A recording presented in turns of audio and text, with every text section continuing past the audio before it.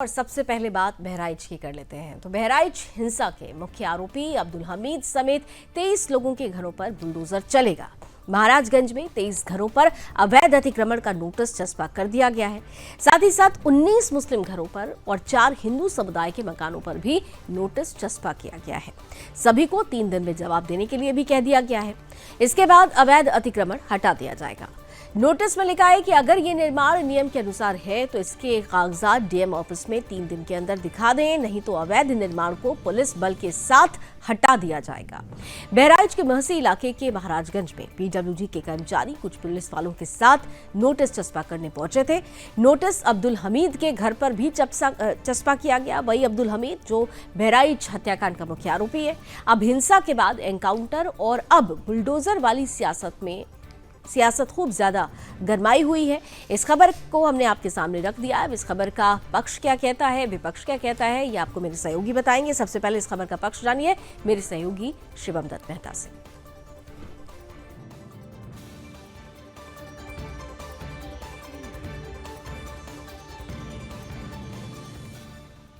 धन्यवाद लावनी। खबर का पक्ष बता दूं, सबसे पहले जहां हम इस खबर के पक्ष की बात कर रहे हैं तो आपको बता देते हैं कि प्रशासन की तरफ से कैसे बुलडोजर एक्शन की तैयारी की गई है। उसी के लिए आपके लिए हमने ग्राफिक्स तैयार किए हैं ताकि आप मामले को और बेहतर ढंग से समझ सकते हैं। चलिए कुछ ही पलों में आपकी टीवी स्क्रीन पर ये लीजिए, दंगे के खिलाफ बुलडोजर तैयार। दंगे वाले इलाकों की रेड मार्किंग हुई है, ये इसमें अपडेट है। जो दंगे के खिलाफ बुलडोजर एक्शन की तैयारी में आपको अपडेट और बताएं, अब्दुल हामिद के घर पर लगा है लाल निशान की भाई सावधान हो जाइए। 30 से ज़्यादा घरों की हुई है रेड मार्किंग, यानी लाल निशान 30 से ज़्यादा घरों पर लगाए जा चुके हैं। राजस्व विभाग ने टीम ने की थी अपील।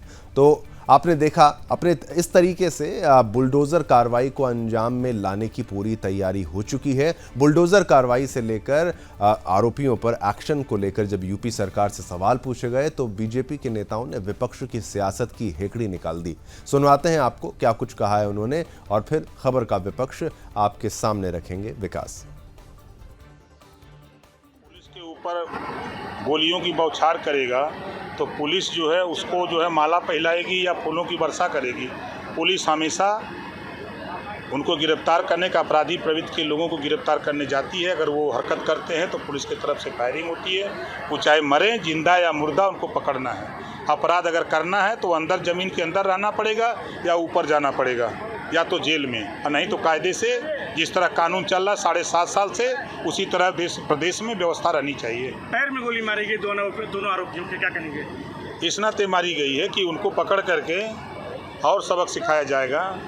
अभी तो गोलियां लगी है ना, और कुछ लगेगा। देखिए, एक चीज हमें समझना होगा, दंगाइयों की कुटाई, बलवाइयों की ठुकाई ही जो है वो समाज के सौहार्द और सुरक्षा की भलाई है। अगर दंगाइयों की कुटाई नहीं होगी, बलवाइयों की ठुकाई नहीं होगी तो समाज के सौहार्द और सुरक्षा की भलाई नहीं हो सकती। और जो ये सियासी सूरमा है, आज तक जिस तरह से दंगाइयों का संरक्षण करते रहे, उनको जो है वो प्रमोशन देते रहे, प्रोटेक्शन करते रहे, आज वो सवाल खड़ा कर रहे हैं। आज देश के सामने या उत्तर प्रदेश के सामने जिस तरह से चाहे वो दंगाई हो, चाहे दबंग हो, चाहे बलवाई हो, चाहे बाहुबली हो, उनमें जो है वो भय का माहौल है और समाज में भरोसे का माहौल है। इनके समय में क्या होता था, जो ये दंगाई हुआ करते थे, दबंग होते थे, बलवाई होते थे, बाहुबली होते थे, उनमें जो है वो भय नहीं, भरोसा होता था कि ये सरकार हमारी है, हमें बचा लेगी। और इसलिए जो भी इस तरह की शक्तियां हैं, इस तरह की ताकत है, देखिए अगर दंगे होते हैं तो दंगों में इंसान ही नहीं मरता बल्कि इंसानियत भी लहूलुहान होती है। और जब इंसानियत लहूलुहान होती है तो उसमें हिंदू, मुसलमान, सिख, ईसाई नहीं देखती। तो आइए इस खबर का विपक्ष आपको बता देते हैं। सबसे पहले बहराइच गोलीकांड के मुख्य आरोपियों की प्रॉपर्टीज की जांच होगी। बहराइच हिंसा गोलीकांड में 6 नामजद और 4 अज्ञात लोगों को आरोपी बनाया गया है। पुलिस सभी नामजद आरोपियों को गिरफ्तार करके जेल भेज चुकी है। बहराइच के महाराजगंज बाजार में 13 अक्टूबर को मूर्ति विसर्जन के दौरान ये हिंसा हुई। जनपद बहराइच हिंसा को 4 दिन बीत गए हैं, लेकिन अब तक हिंसा वाली जगह महाराजगंज में शांति है। हालांकि दुकानें बंद हैं, लोग घरों में हैं, बाजार में पुलिस तैनात है, लेकिन स्थानीय लोगों का कहना है कि अब बाजार में शांति है। इसी बीच जिन लोगों के घरों पर नोटिस चस्पा हुआ है उन्होंने अपनी नाराजगी भी जाहिर की है। तो वहीं विपक्ष ने भी सरकार पर जमकर हमला बोला है। आइए सुनवाते हैं।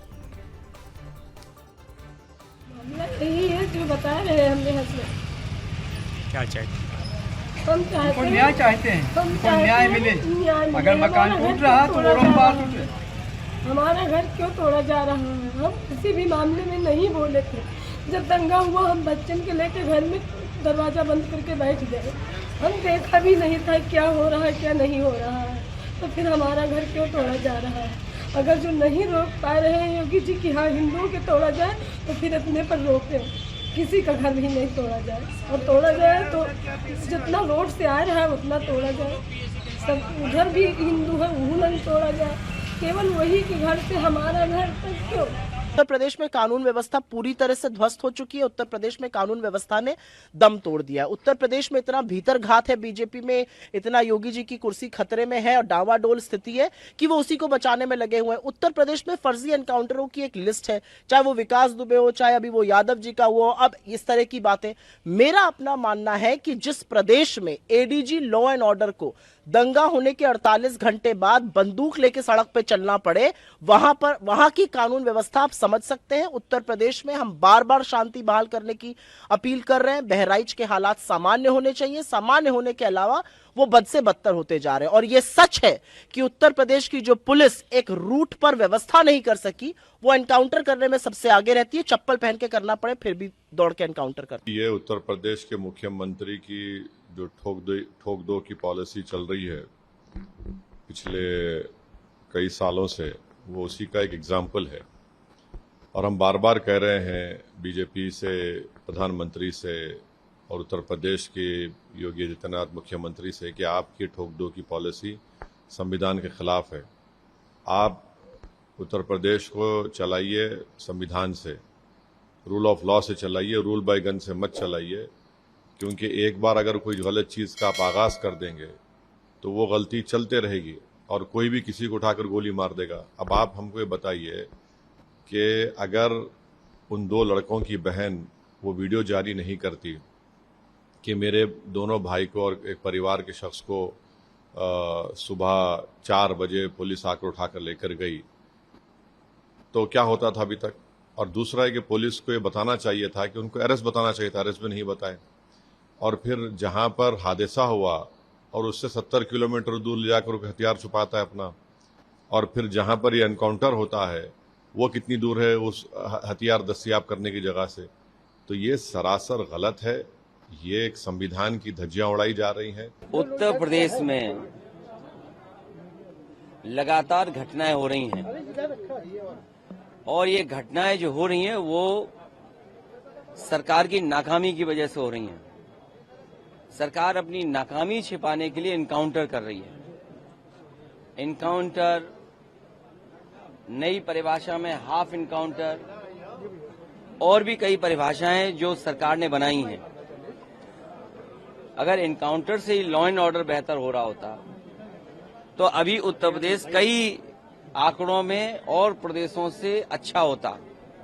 जीरो टॉलरेंस का नारा देने वाले उन्हें खुद अपने आप पर सोचना चाहिए। ये एडमिनिस्ट्रेटिव फेलियर था, सरकार का फेलियर था कि जब वहां पर तय था, पुलिस की जानकारी में था, तो आखिरकार आपने शांतिपूर्ण ढंग से क्यों नहीं प्रोसेशन को ले जाने दिया या उस कार्यक्रम को संपन्न क्यों नहीं। तो आरोपियों समेत बहुत सारे ऐसे लोग हैं जिन्होंने इलीगल कंस्ट्रक्शन किया है। पक्ष के सफर को आगे बढ़ाते हैं। AIUDF यानी all India United democratic front की बात करेंगे, जिसके नेता मौलाना बदरुद्दीन अजमल ने एक बड़ा बयान दिया है। उन्होंने कहा कि भारत में नई संसद की इमारत वक्फ की जमीन पर बनी है। अब सुनिए, कह रहे हैं कि जो नई संसद है वो वक्फ की जमीन पर बनी है। वक्फ बिल पर नाराजगी जाहिर करते हुए उन्होंने कहा कि सभी धर्मनिरपेक्ष राजनीतिक दलों ने इस बिल की समीक्षा के लिए गठित संयुक्त संसदीय समिति का बहिष्कार किया है। अजमल ने कहा कि 5 करोड़ लोगों ने जेपीसी को संदेश भेजकर इस बिल का बहिष्कार करने की अपील की है, जो ये बताता है कि इस बिल को लेकर लोगों में कितनी ज्यादा नाराजगी है।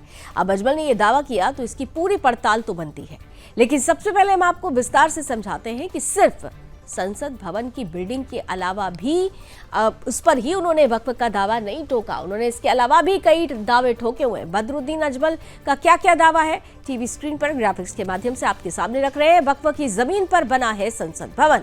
वक्फ की प्रॉपर्टी की लिस्ट पूरी दुनिया में आ गई। अब बताइए, भारत से वो पूरी दुनिया की बात करने लगे। पूरी दुनिया में आ गई है वक्फ की प्रॉपर्टी की लिस्ट, ये कह रहे हैं। इसके साथ ही साथ संसद भवन का पूरा इलाका ही वक्फ का है। ये बड़ा दावा बदरुद्दीन अजमल का है। सरकार ने वक्फ से कोई परमिशन नहीं ली, ये भी बड़ा दावा कर रहे हैं। तो देख लिया आपने कि ये विवाद आखिर पनप क्यों रहा है। अब इस खबर का पक्ष और विपक्ष भी आपको समझना होगा। पक्ष जानने के लिए आइए चलते हैं मेरे सहयोगी शिवम दत्त मेहता के पास।